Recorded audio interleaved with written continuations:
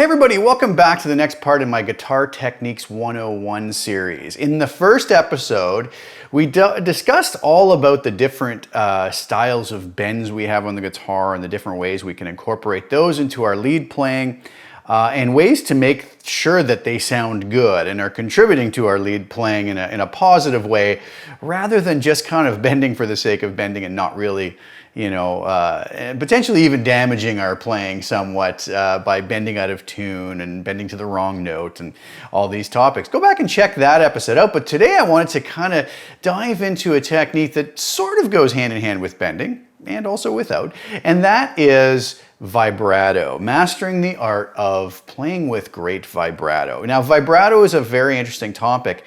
And one of those things in all the years that I was teaching that most folks struggled with, to sort of get their own voice with their vibrato. Vibrato can be a very expressive technique. And I think it's one of those techniques that really sets apart kind of the beginner player from the seasoned veteran or the experienced player when we hear a vibrato that has a very expressive quality to it, rather than just, again, vibrating for the sake of vibrating, that sort of bees in a hive kind of a sound that sometimes we get when we're first starting out. So I want to dive in today and talk a little bit about vibrato. So first of all, what is vibrato? Well, vibrato is kind of just where we gently or not so gently kind of shake the note. So we are affecting the pitch, much like in the way we are with bends, just to a lesser degree. And we're not, with a bend, we may bend and hold a note.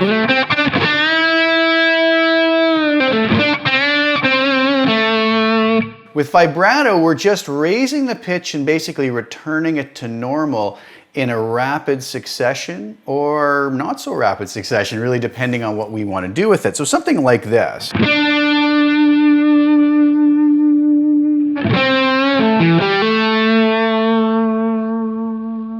So that would be an example of a vibrato. Now, what the problems that I usually see with folks doing vibrato is they either maybe vibrate in a very hectic fashion, this type of a thing, where the note never really kind of returns to its centered pitch, and we kind of get this sort of, like I said, this bees in a hive type of a sound, where they're really attacking the and we just hear this out-of-tune note kind of shaking and vibrating in a very unpleasant and not a very expressive way. Now, I mean, if that was being done very much on purpose for a particular effect, then that's fine. Sometimes we do want that crazy sound, but it's different if that's the only thing we can do or if we're doing that on purpose for a very specific effect, right? So one of the things to really watch for then is to learn control of our vibrato in the beginning. And I'll give you the best way to do that, is to use something that we call a violin style vibrato. Violinists obviously have no frets on their instrument, so they're unable to do a traditional vibrato in this manner, because they can't slide that note across the fret, right? It's not going to glide across a fret.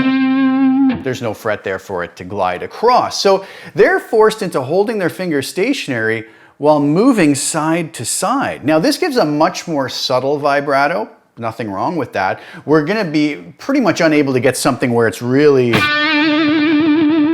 dramatic and wide. It's going to be kind of, condensed to a particular range. But it looks something like this, where we grab a note, we keep our finger very stationary, and we just shake the string side to side.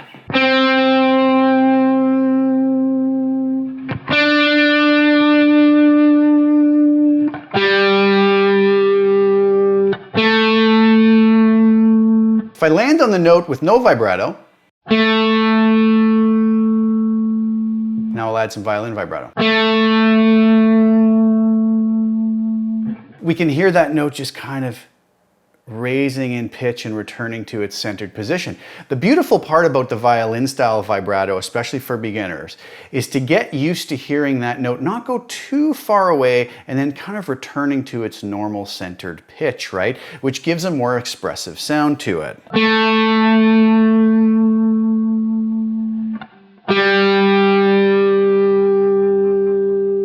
right? So it allows us to practice in that manner until we feel comfortable with it. So what I would tell most folks is to grab a note and simply, if you notice from this angle here behind, I almost sometimes let go of the neck altogether.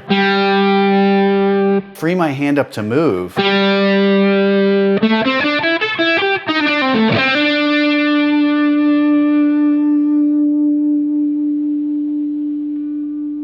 Okay, so that's that technique, and do that as much as you have to sort of get your ear tuned into the sound of this subtle vibrato.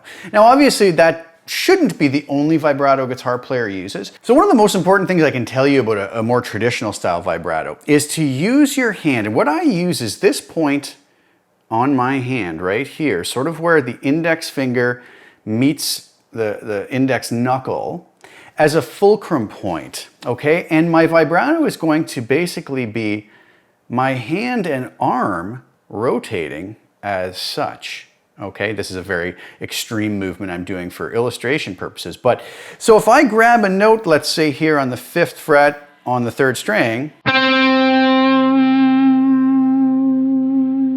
if you notice, I have this point as my fulcrum point. I grab that note.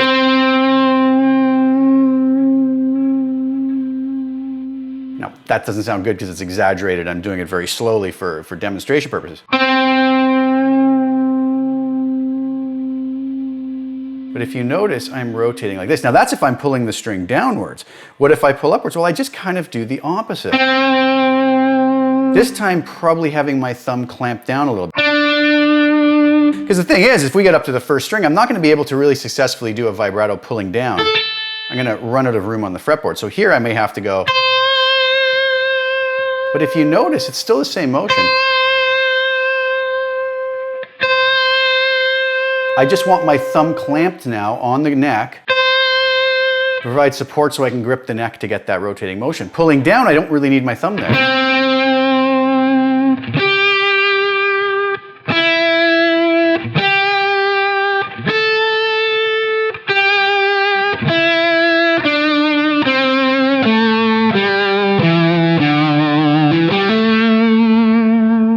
So really, if we want to practice, we can grab any note and practice a succession of tiny little, maybe even quarter step or 8th step bends. So this.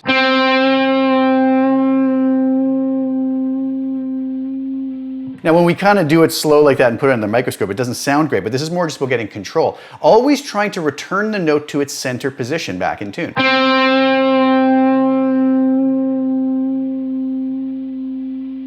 If we get that movement going,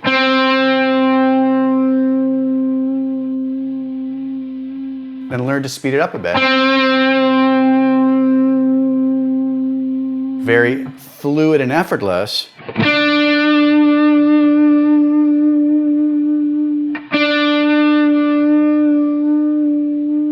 You notice it's always this rotation of the forearm though with that fulcrum point.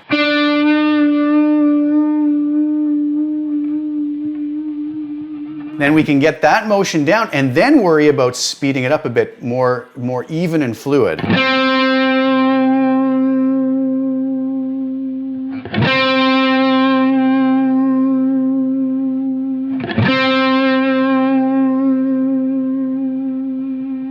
Whether you grip the neck or not is up to you.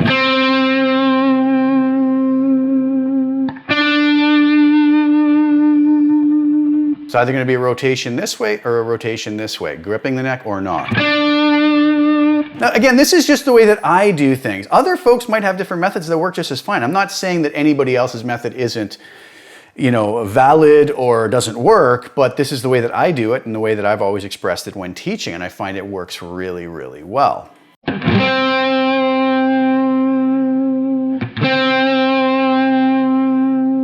If you notice, it's very controlled and I'm always returning that note back to its center position. So we have a violin style vibrato. We then have the more classic style fretted instrument vibrato, which we then, as we get more comfortable with it, can widen. But if you notice, I still bring it back to that center position.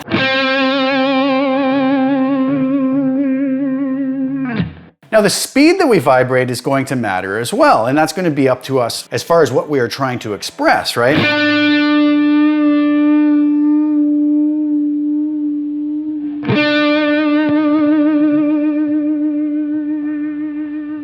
So we can work on the speed as well, but start off slow, get very controlled with our vibrato, get used to that movement and that motion. That's the most important thing. In the beginning, it's not so much about the sound, but getting that motion controlled and feeling comfortable with it.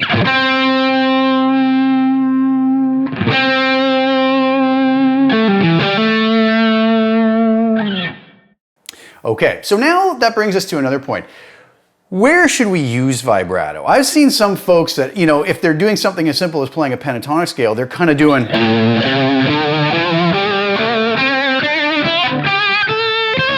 this type of thing, and it has this sort of agitated, nervous sound to it, if you will. And, to me, that is not a pleasant thing to listen to. Again, there's no rules with this, but one kind of slight rule of thumb I try to follow, and I'm probably not even successful with it all the time, is that I try to sort of let the note be the note first, and then bring vibrato into it. And a lot of times when we listen to a really great singer sing, they will sing a note, they'll let that note be the note as it's sustaining, and then gradually at the end bring the vibrato in. And a lot of times I try to think of guitar playing much like mimicking a great vocalist, right? So if I was to play this simple lick, the sound of that note at the end with no vibrato kind of makes the lick kind of sterile sounding. Maybe that's what you want. Nothing wrong with that if it is. But if I play that note and vibrate it right away, it gives it a different sound.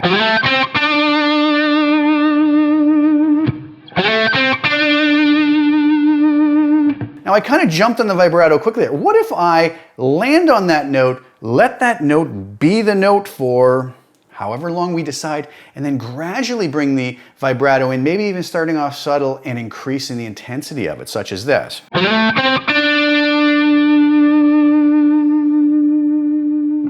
To me, of all of those different versions of that lick, that kind of has the most expressive sound, in my opinion, right? So listen again, no vibrato. Hit it right away with vibrato. And then let the note be the note type.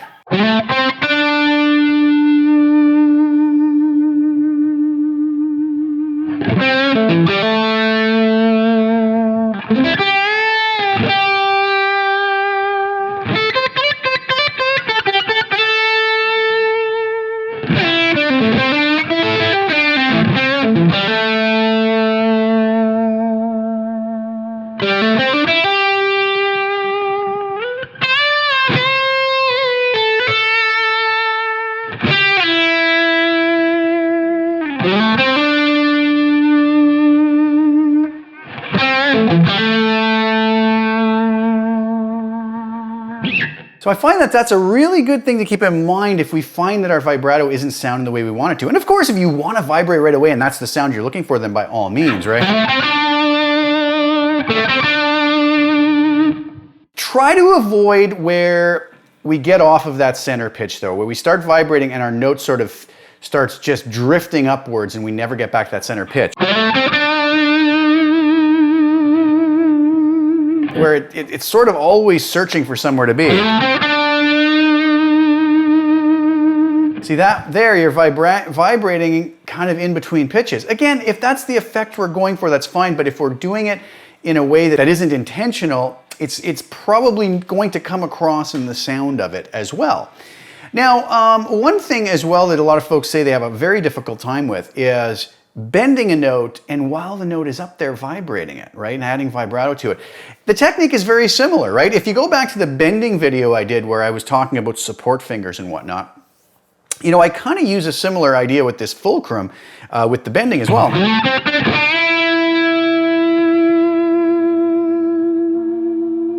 I have these fingers supporting, and I'm still, even though I'm under tension, I'm still doing this slight rotation of the forearm.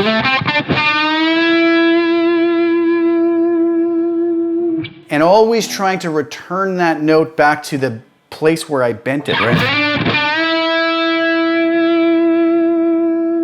Never straying too far. Now, with that, there's another type of vibrato we can do too, because once we're bent up, we can lower the pitch. So kind of coming down and back to the pitch will give it a unique sound, which is not something we can do with a normal vibrato, because we can only slightly raise the pitch.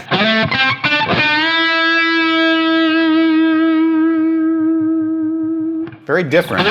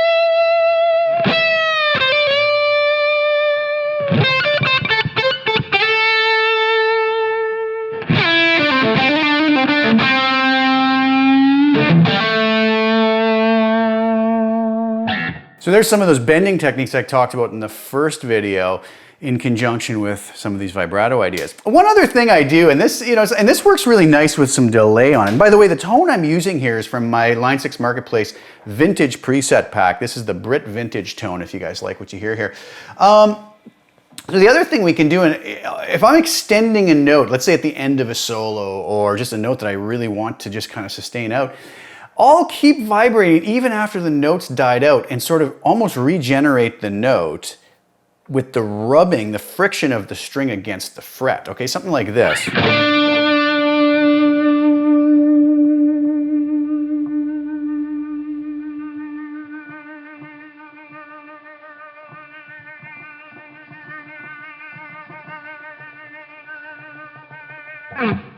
kind of keep that going all day.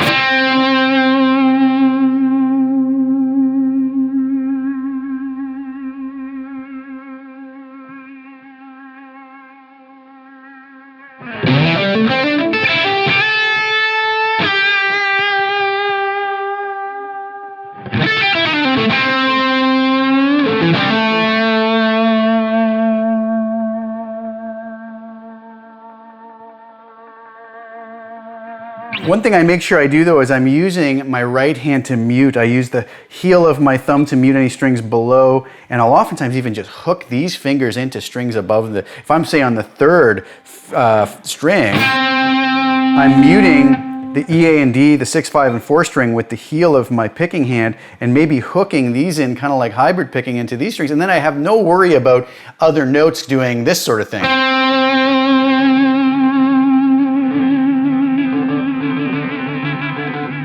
Where everything's ringing out. I just do this.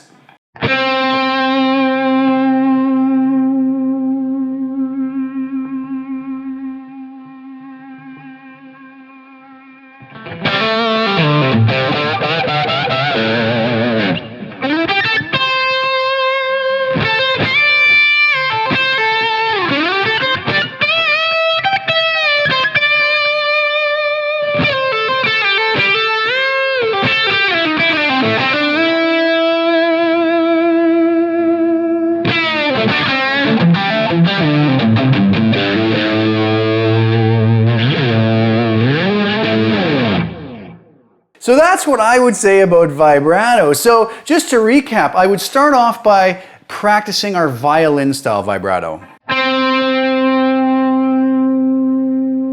Then I would work on getting that fulcrum point that I was talking about, regardless of what finger we're using, and get used to this kind of rotation of the forearm, whether you're vibrating the string up or down, which is always going to still raise the pitch and return it, right? Rotating the hand.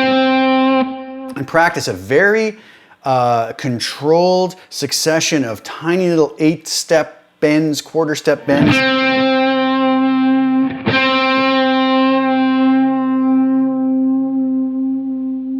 Always trying to get that note back to its center pitch. so that the listener's ear is still centered around that pitch.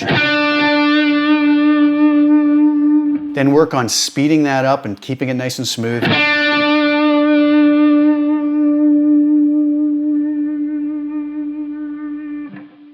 Make sure that we kind of let the note be the note, or at least have that ability and have that in our mind.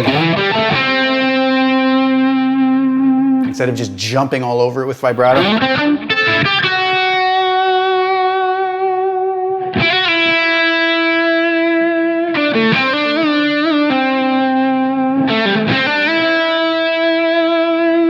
Practice a similar technique by bending the note up and then vibrating it, right? So all of these techniques, and I think if we practice them slow and deliberately with a very particular goal in mind, like we discussed today, of keeping that center pitch, just getting our ear tuned into it and getting the control in our hand and getting the muscle memory of that movement, I think it's going to help us to think of our vibrato in a very different way, in a more expressive way, which will hopefully then allow us to be able to use it in a much more expressive musical manner. So I hope you guys enjoyed that, and I hope it was helpful. If you have any questions, leave them for me below. I can't get back to all of them, guys. There's just been too many comments lately for me to have enough hours in the day to do it, but I always try my best, and I really appreciate the support and I appreciate the interaction. I really do, and thank you guys so much for the support. So I hope that was useful and helpful.